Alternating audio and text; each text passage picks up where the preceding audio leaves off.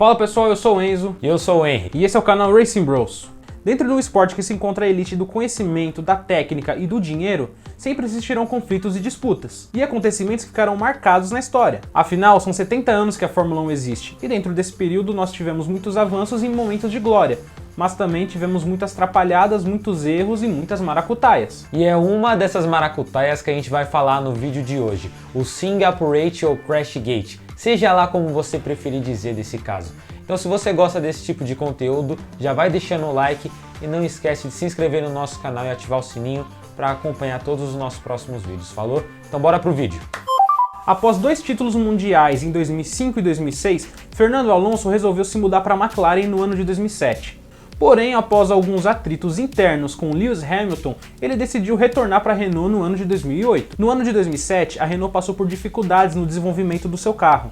Então, quando chegou em 2008, é óbvio que ela ia estar atrás de algumas equipes, incluindo a Ferrari, a McLaren e a própria BMW Sauber. Durante o ano de 2008, o melhor resultado da equipe tinha sido no GP da Alemanha, com o brasileiro Nelsinho Piquet. Isso apenas na 10ª etapa da temporada. E essa etapa serviu de plano para o que seria botado em prática no GP de Singapura. Então, o que aconteceu? Qual que foi a ideia? No GP da Alemanha, a 10ª etapa do campeonato, Nelsinho Piquet ficou no Q1 e largou apenas na 17ª posição. Então foi adotada uma estratégia diferente, ele faria apenas um pit stop, enquanto os outros pilotos fariam 2. Piquet começou com muito mais combustível, permitindo assim ele estender o primeiro stint dele em comparação com a dos demais adversários. Acontece que na volta 36, Timo Glock, ele mesmo,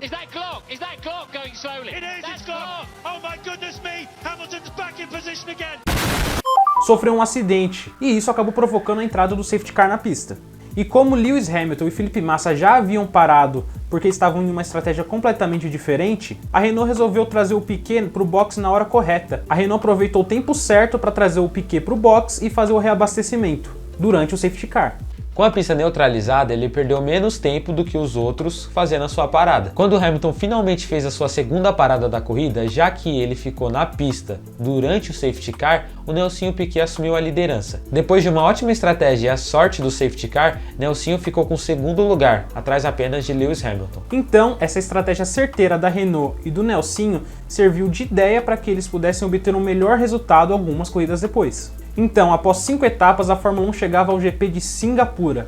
Era a primeira corrida noturna da história da Fórmula 1, em uma pista de rua, apertada e com pouco espaço para erros. Então isso se tornou um cenário perfeito para uma corrida imprevisível, e era uma prova particularmente importante, porque a temporada estava num ponto crítico, já se aproximando do final com uma disputa de títulos de pilotos e construtores, entre Lewis Hamilton e Felipe Massa e Ferrari e McLaren.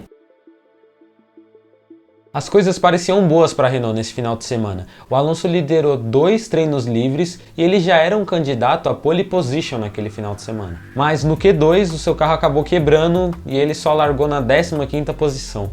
Mas Flávio Briatore, que era diretor da equipe Renault, e Pat Symonds, que era engenheiro-chefe, já sabiam exatamente o que fazer. E então, a maracutaia começou a ser executada. A corrida em si teve um início normal, sem grandes surpresas. Então, na volta 12, Fernando Alonso vinha na 15ª posição, com o brasileiro Nelsinho Piquet logo atrás. O piloto espanhol foi o primeiro piloto de todo o grid a realizar o pit stop, uma estratégia questionável, porque como ele já tinha largado lá na parte de trás do grid, não era muito normal você antecipar tanto a parada. A corrida seguiu e apenas 3 voltas depois, Nelsinho Piquet bateu forte na curva 17. Um ponto da pista estrategicamente pensado, porque ali não tinha agulha para retirar o carro, então era necessário entrar um trator para fazer a retirada do carro do Nelsinho. E com a pista precisando ser limpa, foi necessário acionar um safety car. Nessa época, o regulamento determinava que o box ficasse fechado enquanto todos os carros não se alinhassem com o safety car, então ninguém poderia parar logo de cara. Aí o que aconteceu? Após todos os pilotos se alinharem com o safety car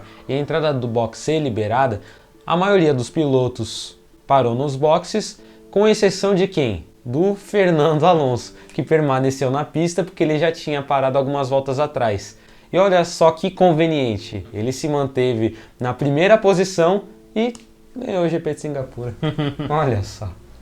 Que coisa.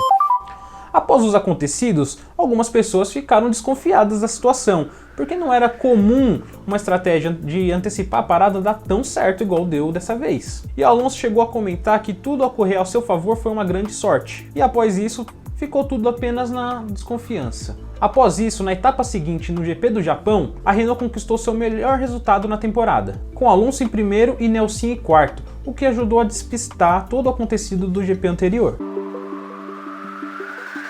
Mas as coisas começaram a mudar em julho de 2009, aproximadamente 9 meses depois de todo acontecido. Nelsinho nessa época passou muitas dificuldades com o carro da Renault e não estava trazendo bons resultados, e foi aí que no GP da Hungria, em 26 de julho de 2009, ele foi chutado para fora da equipe e decidiu revelar para a FIA que em 2008, lá no GP de Singapura, ele foi instruído a bater o carro propositalmente. Ele acusou diretamente Flavio Briatore e Pat Symonds de arquitetarem um plano. Mas até então, isso era tudo por debaixo dos panos, e assim a FIA começou uma investigação. Durante esse final de semana do GP da Hungria, dentro de um motorhome, Nelson Piquet pai conversava com o jornalista Reginaldo Leme, e ali mesmo ele contou todo o ocorrido. Reginaldo Leme precisou segurar todas essas informações que o Nelson Piquet passou para ele, porque tinha uma investigação ocorrendo, então precisavam de mais provas para poder jogar o caso na mídia. No dia 1º de setembro de 2009, 37 dias depois do GP da Hungria,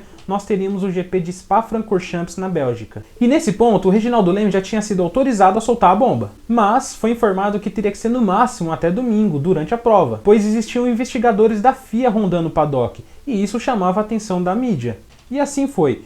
Durante a transmissão da Globo do GP de Spa-Francorchamps na Bélgica do ano de 2009, Reginaldo Leme soltou a bomba e pela primeira vez a história vinha a público. E ele foi o primeiro jornalista a comentar sobre o caso no mundo inteiro. Ele pegou até o Galvão Bueno de surpresa, que não sabia de nada. Galvão Bueno, com o microfone desligado, chegou a perguntar para ele se ele estava ficando louco. Esse momento é lembrado como uma das maiores exclusivas do jornalismo esportivo brasileiro.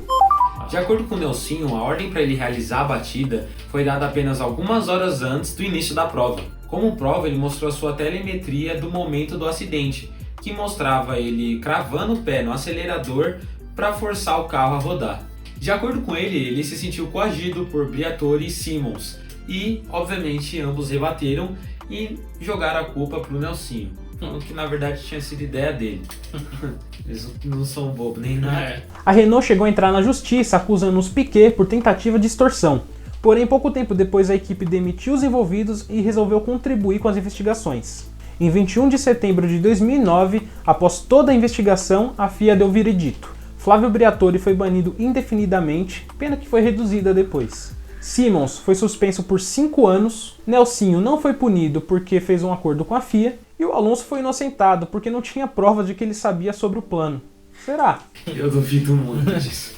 A Renault, como equipe, recebeu uma suspensão condicional por 2 anos, e ela só seria desclassificada da Fórmula 1 caso cometesse alguma infração grave até o final de 2011. Uma punição leve, porque ela colaborou com a investigação e demitiu os envolvidos, mas ainda assim ela foi multada em 50 milhões de dólares. E o resultado da corrida permaneceu o mesmo, afinal já tinha se passado 1 ano e o campeonato em questão já tinha sido encerrado. Mas até hoje está dando o que falar. Felipe Massa está movendo um processo contra a Fórmula 1, pois ele se sentiu prejudicado, afinal ele precisou abandonar depois de um erro no pit stop nesse GP de Singapura.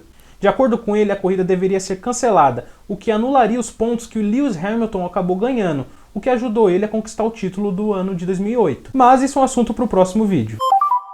Após disputas na justiça, Briatore e Symonds já estavam liberados para trabalhar na Fórmula 1 já em 2013. Symonds retornou para a Fórmula 1 em 2013 com um cargo na Williams até 2016 e até 2022 ocupava o cargo de consultor técnico da Fórmula 1, ajudando a moldar novas regras técnicas, incluindo o regulamento aerodinâmico de 2022. Nelsinho, longe da Fórmula 1, procurava outras categorias para correr, incluindo Stock Car, NASCAR e WEC, e ainda foi o campeão da primeira temporada de Fórmula E. Já Briatore, em 2022, foi convidado pela Alpine, atual sucessora da Renault, para o cargo de conselheiro especial e embaixador, marcando a sua volta semi-oficial à categoria.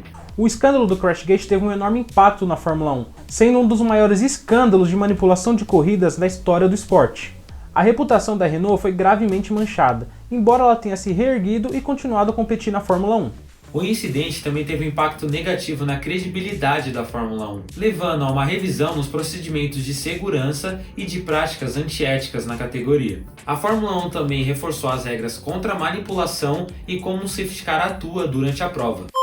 E esse foi o escândalo do Crashgate. Qual a sua opinião sobre o incidente? O Alonso realmente não sabia de nada? Então deixa aí nos comentários a sua opinião. Não se esquece de deixar o like, se inscrever no canal e ativar o sininho para continuar acompanhando o nosso trabalho e incentivando ele aqui no YouTube.